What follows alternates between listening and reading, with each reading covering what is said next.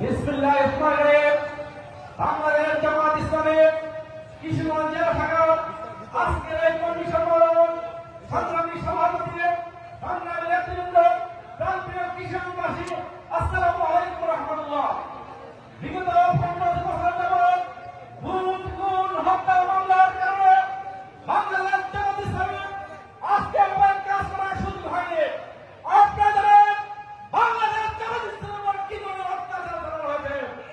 আমাদের ভাইদের ঘরে থাকতে দেওয়া হয়নি, ব্যবসা করতে দেওয়া হয়নি, শিক্ষা প্রতিষ্ঠানে চাকরি করতে দেওয়া হয়নি, মসজিদে ইমামতি করতে দেওয়া হয়নি।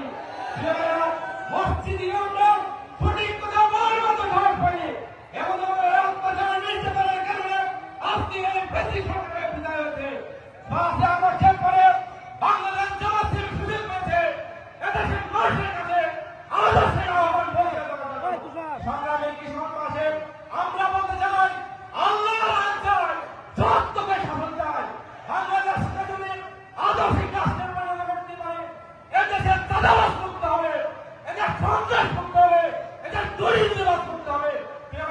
আমি বর্তমান জানাচ্ছি বাংলাদেশ জামাত ইসলামী চায় এদেশের প্রত্যেকটি কলেজের বাংলাদেশকে কল্যাণ রাষ্ট্রের মাধ্যমে আল্লাহ আল্লাহ দিনকে কায়েম করার মাধ্যমে আমরা একটা সুন্দর সমৃদ্ধশালী বাংলাদেশ করে নিতে চাই।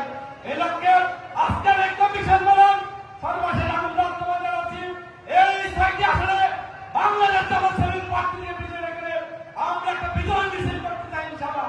এজন্য আমাদের সমস্ত কর্মী ভাইদের মাধ্যমে জানাচ্ছি প্রত্যেকটি ঘরে ঘরে গিয়ে আমাদের নেতৃবৃন্দের পৌঁছার মাধ্যমে এদেশকে সংকল্প কিতাব উদাহরণ জানাচ্ছি। আমরা কর্মী সম্মেলনের পক্ষ থেকে আজকে ধন্যবাদ জানাচ্ছি। সংগ্রামী ভাইরা, আমরা কষ্ট করে আপনাদের সাথে আমরা বাংলাদেশ শহীদ কল্যাণ ফেডারেশনের পক্ষ থেকে আপনাদেরকে ধন্যবাদ জানাই। আমি আমার কথা শেষ করছি। আসসালামু আলাইকুম রহমতুল্লাহ।